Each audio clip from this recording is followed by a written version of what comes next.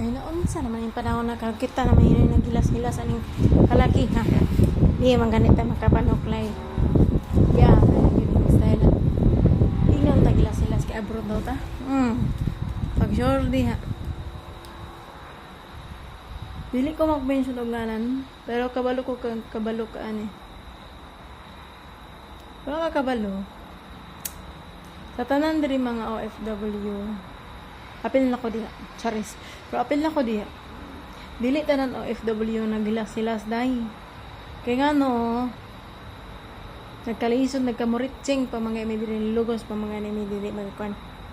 Pwede memorampa, pero kailangan na mo mahimo aming batig naong niring dapita kay pati na mga tagnaong yun. Pero nawi maka-appreciate sa tong nga gwapa ta o di gwapa ta. Pagpasalamat ta kay na-appreciate nila to ka gwapa. Pero dire sa abroad guys, pwede na kandi pwede manuklay diri guys kay ug manuklay kay guys magselos man gyud na samot na imong amo ganay banay na Diyos me. Ay na lang yung pagpagwapa kay kuan tilusan ka. Ay harata mo gwapa dire sa TikTok kay dagan filter. Pwede ta mo pote. Pwede ta mang lipstick diha ika naog na to. Ay wa na ta lipstick kay lugo sa tadi makapanoklay.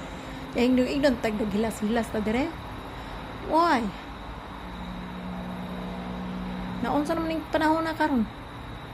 Igno man tag hilas-hilas aning kining abroad lagi daw ta. Testing nga nag-abroad. Og makakuan ba yung kag naghilas-hilas bagid mi dire. Nya na pag gini imaingon nga daluan nimo karon ay. Tungod kay kwartahan na ka, kay abroad ka. Oy. Kaya nga no, nag-abroad ba na para sa imong mga kagustuhan? Para sa inyong mga pangandoy. Hoy, nag-abroad ko do para sa kong pangandoy. Wa ko ni abroad para sa pangandoy sa lain. Kamo, moran may kung agta dire kay dire ako nag-video kay. May maning kita ray makadungog bahalag mga bungol ta dire. Dire sa abroad. Dawat nimo kasaba.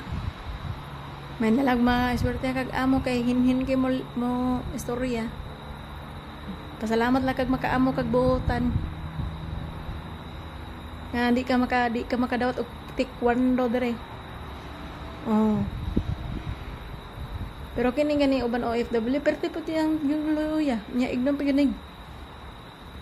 Magpaabot na lag balitag na nga unsa ilang pamilya sa Pinas. Oy. Kaunsa man din mga kabanahan din sa Pinas, naglingkod-lingkod na kay abroad ang asawa. Na. Wa na gyud ani. Kahimo na nang tarik ning guway kapuslanan ug di ta kahatag og kwarta sila. Na. Naunsa naman ita ani nang himo na din mo pungkol ani og ni abroad na yung mga asawa. Di na mo kabalo mo lehok. Di na mo kabalo mati man yung mga kaanakan. For sure nakabalo kabalo mo atiwal og mga kabitan pero mga kaanakan gyud. Yung asawa inyo ra konta-konta kaninyo og ka-stressan.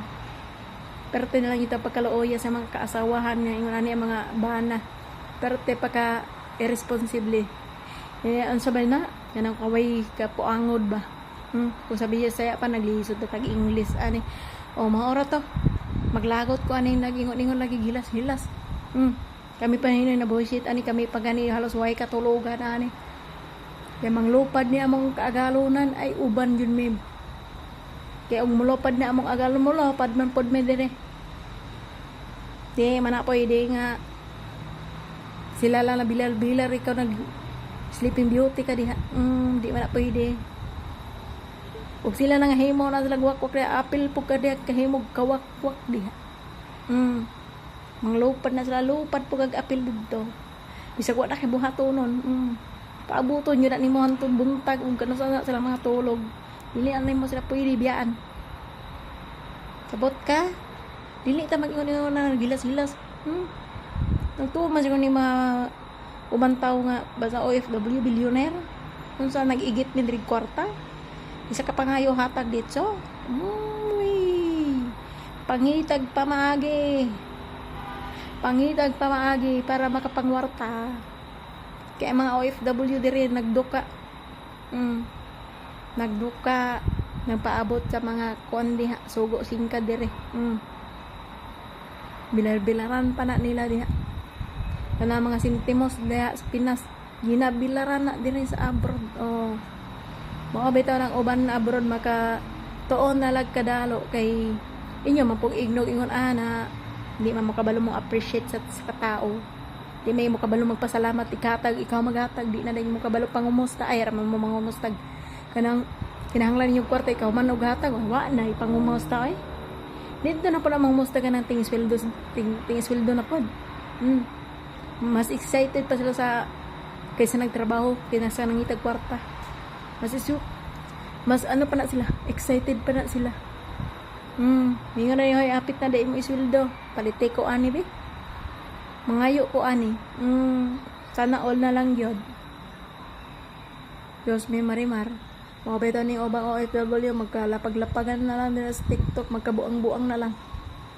Kaya for deep inside, wala na anak sila. Pero tayo na nilang hilak-hilak dia, ikaw, kapalong anak silang mga kamera, wala na, hilak na dayo na.